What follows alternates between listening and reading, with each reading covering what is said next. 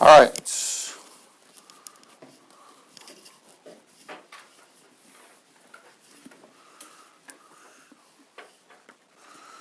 And take a look at the plagues here.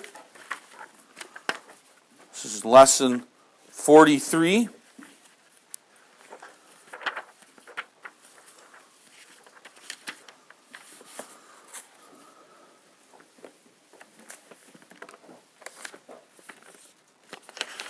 So we should be in our Bibles here at Exodus chapter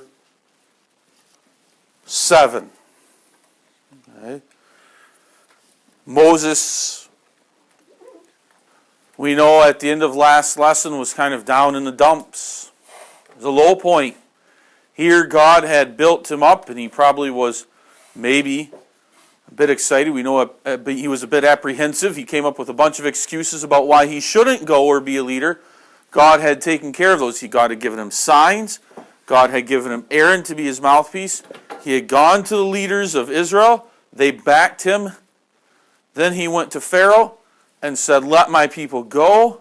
Pharaoh said, "What? You need a vacation? I'll make your work harder." And he made the people have to get straw.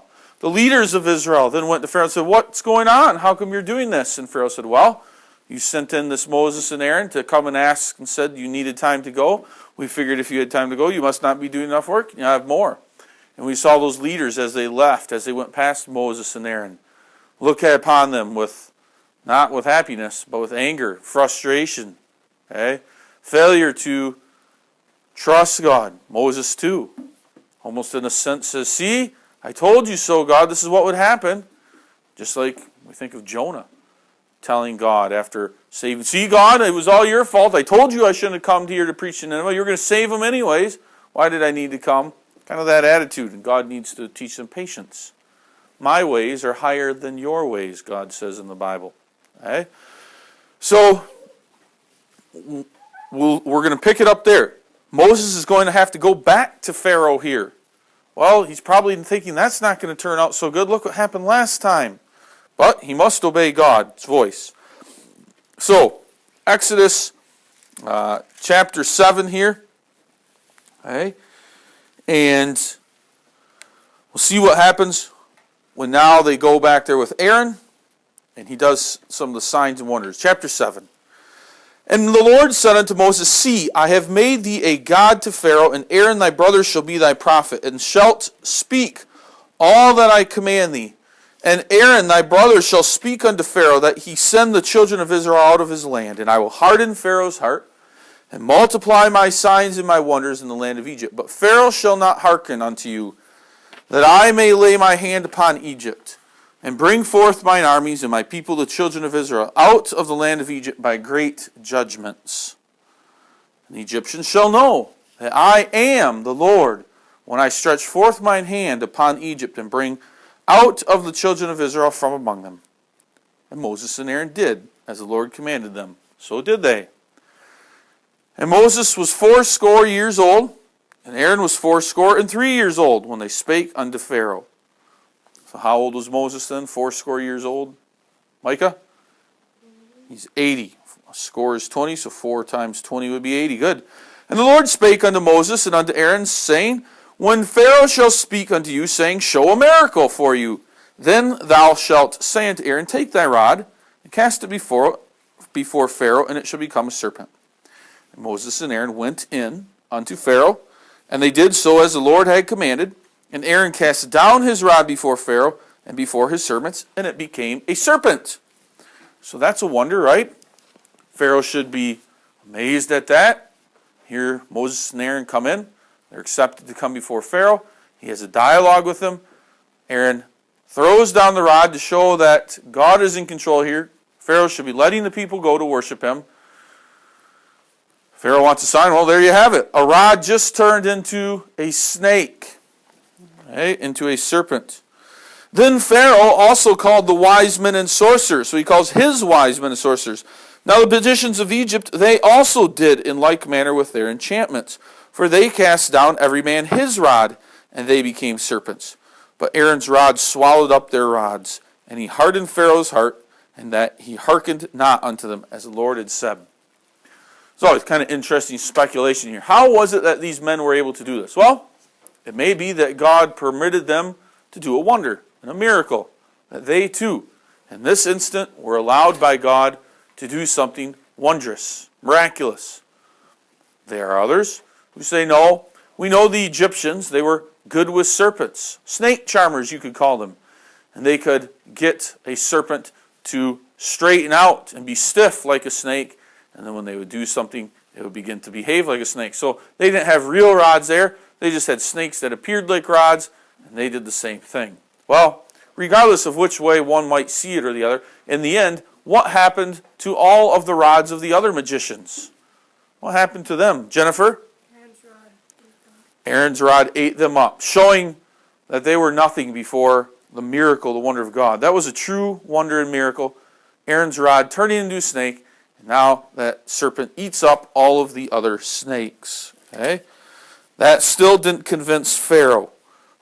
Aaron was able to pick up his rod once again, and it turned into a rod. It wasn't enough. Verse 14. And the Lord said unto Moses, Pharaoh's heart is hardened, he refuseth to let the people go.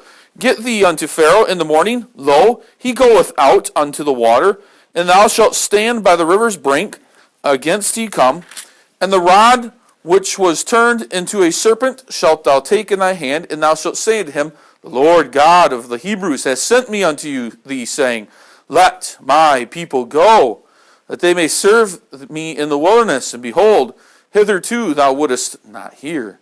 Thus saith the Lord, In this thou shalt know that I am the Lord. Behold, I will smite with the rod that is in mine hand upon the waters which are in the river, and they shall be turned to blood. And the fish that is in the river shall die, the river shall stink, and the Egyptians shall loathe to drink the water of the river. So that's what Moses has to tell them. So now Moses has to go to before Pharaoh, and the Lord said unto Moses, Say unto Aaron, Take thy rod and stretch out thine hand upon the waters of Egypt, upon their streams, upon the rivers, upon their ponds, and upon all their pools of water, that they may become blood. And that there may be blood throughout all the land of Egypt, both in vessels of wood and in vessels of stone. And Moses and Aaron did so as the Lord commanded. And he lifted up the rod and smote the waters that were in the river in the sight of Pharaoh and in the sight of his servants. And all the waters that were in the river were turned to blood. And the fish that was in the river died. And the river stank. And the Egyptians could not drink of the water of the river. And there was blood throughout all the land of Egypt. And the magicians of Egypt did so with their enchantments. And Pharaoh's heart was hardened, neither did he hearken unto them, as the Lord had said. And Pharaoh turned and went into his house, neither did he set his heart to this also. And all the Egyptians digged round about the river for water to drink, for they could not drink of the water of the river. And 7 days were fulfilled after that the Lord had smitten the river. Okay? So here we have the first plague. Okay? Before we get too in-depth into the plagues, okay, we want to quick talk about how God is going to go forward with these plagues. Okay? We're going to look at each one individually. Okay? But the plagues didn't all happen one day right after another. Okay? They were spread out over time, over months even. Okay? So that certain plagues hit at certain times of the year so that they affected greatly the life, the health, and the wealth of the Egyptians. Okay? How many plagues are there total? How many plagues in the end are there total? Colin? 10. There's 10.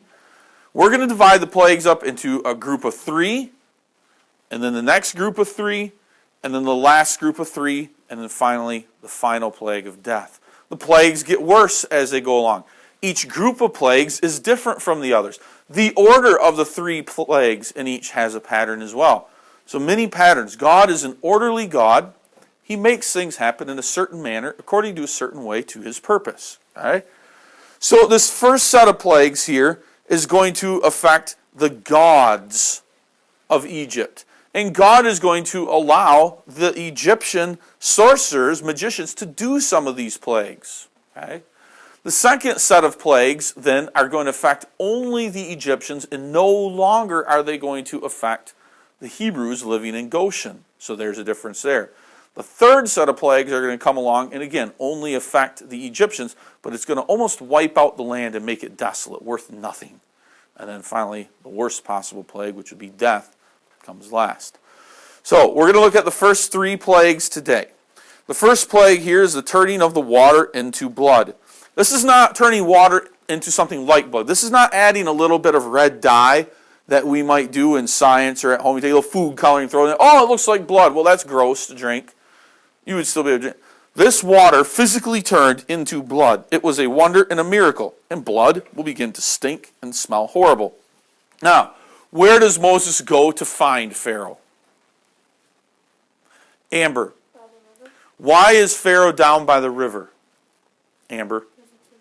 It's his God. These first 3 plagues are going to affect gods of Egypt, to show the Egyptians their gods are really no gods at all. The river was one of the main gods that the Egyptians would worship. It was their source of life.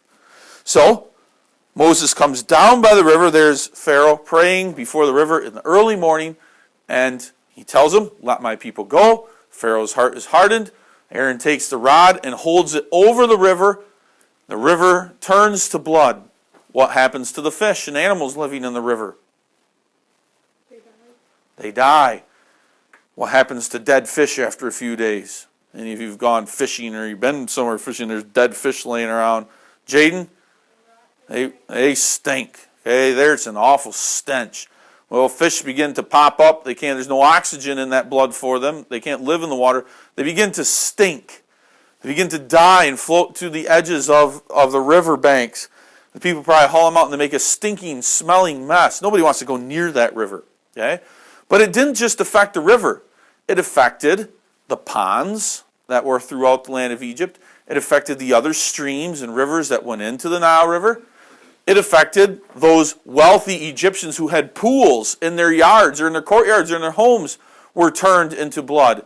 In fact, every little pot that was made out of wood or stone, the Bible tells us, the water that was in it was turned into blood. It wasn't like blood. It didn't look like blood. It was blood. So this also happened in the land of Goshen.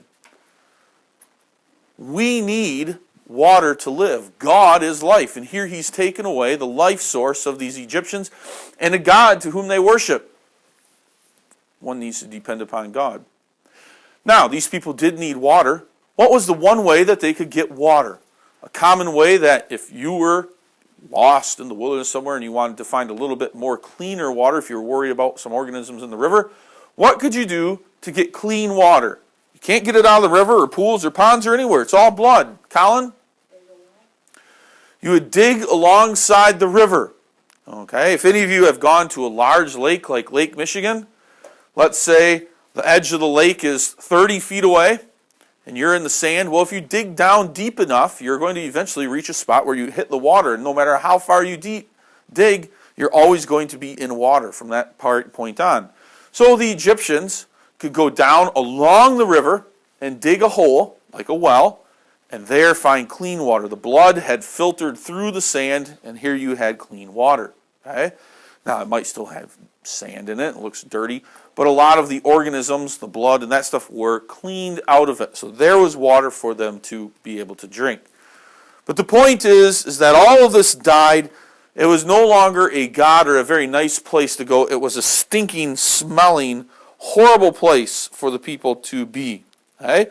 So here's a god of the Egyptians, and he's done away with. Okay? Next comes the second plague. We have to look at, we should say, how long did this plague last? This first one. How long did the first one last? Megan. Yeah, verse 25. 7 days. Okay? 7 days. The people should know God is the one true God. But probably soon after the river turned back into water, the Egyptians forgot all about it. They could care less about the God of the Hebrews, the Israelites in Goshen. All right, chapter 8, starting at verse 1. And the Lord spake unto Moses, Go unto Pharaoh, and say unto him, Thus saith the Lord, Let my people go, that they may serve thee. And if thou refuse to let them go, behold, I will smite all thy borders with frogs. And the river shall bring forth frogs abundantly, which shall go up and come into thine house, and into thy bedchamber, and upon thy bed, and into the house of thy servants, and upon thy people. and into thine ovens, and into thy kneading troughs, and the frogs shall come up both on thee, and upon thy people, and upon all thy servants. And the Lord spake unto Moses, say unto Aaron, stretch forth thine hand with the rod over the streams, over the rivers, and over the ponds, and cause frogs to come up upon the land of Egypt. And Aaron stretched out his hand over the waters of Egypt, and the frogs came up and covered the land of Egypt. And the magicians did so with their enchantments, and brought up frogs upon the land of Egypt. Then Pharaoh called for Moses and Aaron, and said, entreat the Lord that he may take away the frogs from me and from my people, and I will let the people go, that they may do sacrifice unto the Lord. And Moses said unto Pharaoh, glory over me. When shall I entreat for thee and for thy servants and for thy people to destroy the frogs from thee and thy house, that they may remain in the river only? And he said, tomorrow. And he said, be it according to thy word, that thou mayest know that there is none like unto the Lord our God. And the frogs shall depart from thee, and from thy houses, and from thy servants, and from thy people, they shall remain in the river only. And Moses and Aaron went out from Pharaoh, and Moses cried unto the Lord because of the frogs which he had brought against Pharaoh. And the Lord did according to the word of Moses, and the frogs were died out of the houses, out of the villages, and out of the fields, and they gathered them together upon heaps, and the land stank. But when Pharaoh saw that there was respite, he hardened his heart and hearkened not unto them, as the Lord had said. The Egyptians had another great god, the frog god. Okay, they worshiped the frogs. Just like people in India might worship cattle, people of Egypt worshiped the frogs. They made a god out of the frog. So, we'll show how this frog god is nothing. Okay? Let my people go, Moses says. Pharaoh says no. Moses says fine. This is what's going to happen. Pharaoh doesn't care. Aaron takes out his rod, stretches it over all of the waters, the pools, the ponds, the rivers, the streams. And what comes forth out of all those bodies of water, Brody? Frogs.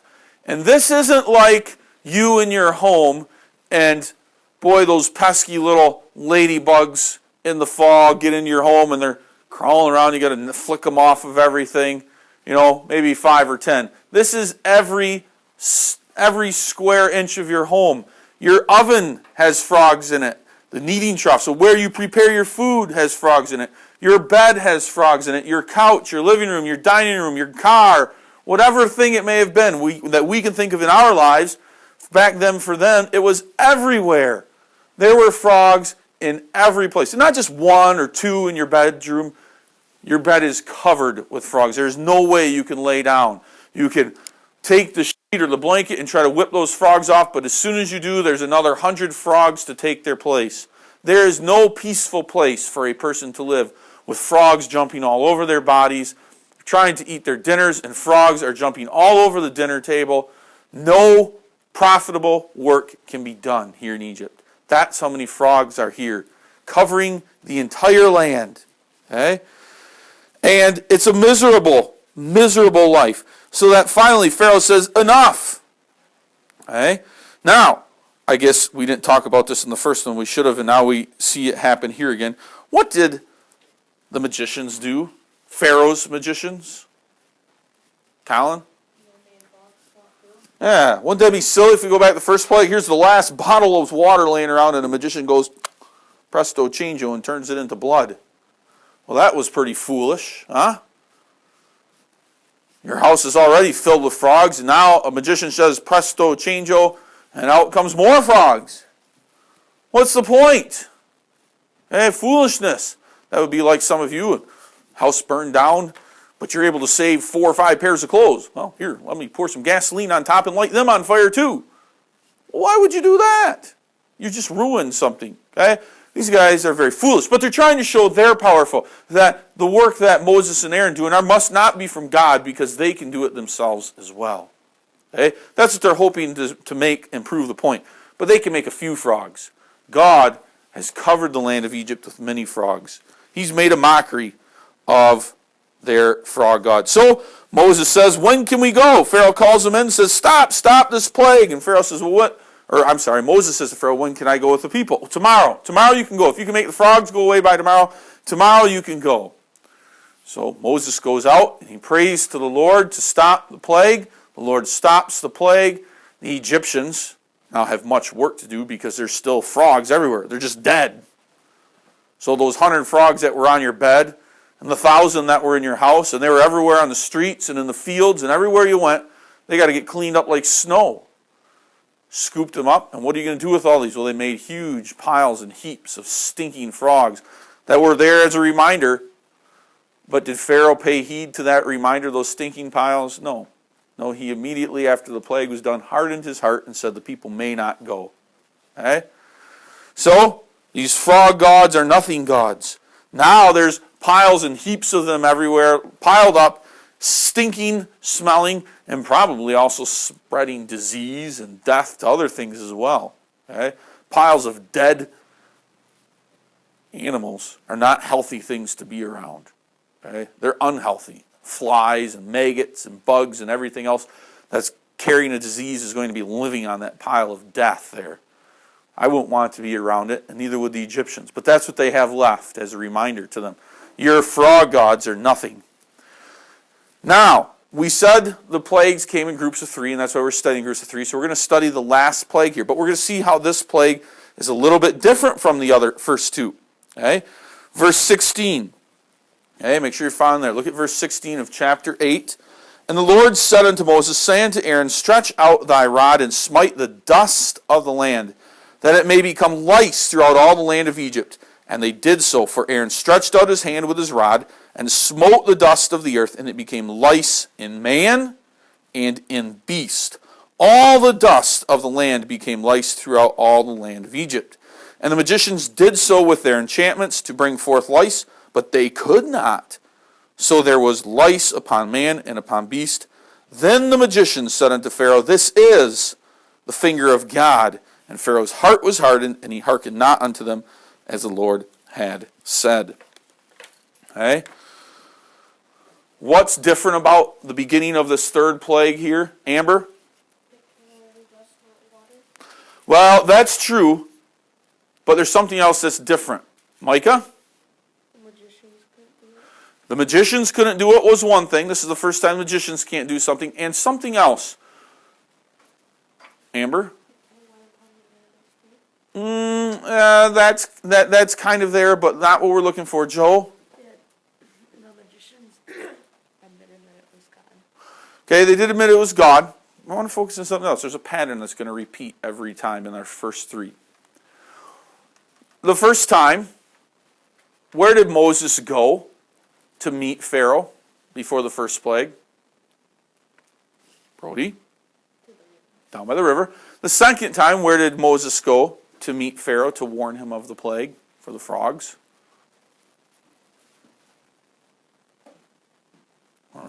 Palace, we guess. What didn't Moses do before the third plague? If you look at verse 16, what didn't Moses do to Pharaoh here this time? It's different. Jaden? Right, Pharaoh is not warned. That's going to be the pattern. In each group of 3, the first 2, Moses will warn Pharaoh. Finally, Pharaoh is so hardened, he doesn't even get a warning before the third plague in each group. God just tells Moses to make it happen. So Aaron takes his rod and he strikes the ground. Now, the Bible calls it dust. But when you have dust, what really is dust? Brody? Dirt. Dust is just dirt that's gotten into the air. Very lightweight dirt. Well, the dirt of Egypt was a god to the Egyptians. Egypt was one of the richest, wealthiest, most fertile pieces of land in the world at that time that we know of. And that's why Joseph, for those 7 years, was able to prepare and save up so much food. Egypt was a fertile piece of land. Even in the times of droughts, it was a fertile land, excepting that 7 years of special drought when nothing could grow. But the river always provided rich dirt. If we drive a little ways north on 73, if we go past the road that we would turn off to Quaker's house and keep going a little bit further, we go down a hill. And there's the Crescio Farms. What's different about the dirt over by Crescio Farms if we go past Logan's house and go down the hill? Maybe you don't even pay attention to the dirt there. What's different about it? Joe? Always really dark. Yeah, that's an old riverbed that must have been going through there. And if you know anything about stomping your feet in the bottoms of lakes and rivers, sometimes how does it feel down there when you get a ways out into a nice lake, like Fox Lake, if you were to walk out into the middle of it? How would it feel around your feet? Brody? Mushy and squishy. That is some of the richest, most nutrient-rich soil that can be found. And when the water is drained out of it, eventually, that soil is rich. That's what that soil is like over there by the Crescio Farms. There's no soil around here that's richer, more nutrient-rich, healthier than that dirt there. Okay? And that's why they can grow certain crops that need good fertilizer, because that soil is so full and rich in nutrients. That black soil was left from some type of water or riverbed. Okay? So, that's the type of soil that we're talking about here. Not the soil of the field next to my house or next to your house. We're talking about rich, healthy soil that could grow all kinds of crops in it, but yet could be blown away. We studied the Great Depression. Some of you talked about the Dust Bowl, and that dust could be blown away. All that rich, good soil is gone. Well, that's the soil that the Egyptians depended upon, and they worshipped as a god. And God is telling them here, your soil is nothing. I can direct the winds to blow that soil around. Well, here, what did God do? What did God turn that soil into? Jaden? Lice. Something that's annoying. Something that we would hate. None of us would want a few pieces of lice, a few lice bugs in our hair.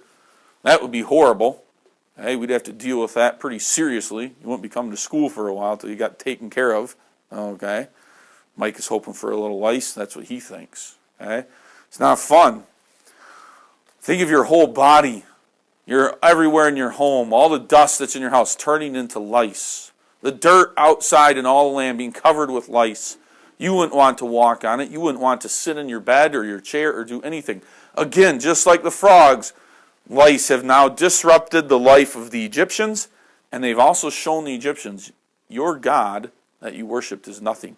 And so again, those foolish magicians come along, and they try to take their wands or whatever they have and strike the ground like Aaron did and turn the dirt into, or the dust into lice, which is a foolish idea in of itself. But finally here, God prevents them from being able to do that wonder. God prevents them from being able to do it, and they have to admit, this is the finger of God. Okay? They could not do it. Another god has been affected. They've lost their water god, they've lost their trust in the frog god, and now they've lost their trust in the dirt as their god. Okay? But Pharaoh still here, it says, his heart was hardened, and he refused to bow down to God. He would not let them go. Okay? And so we see that is the first group. So all three of these first plagues affect the gods of Egypt.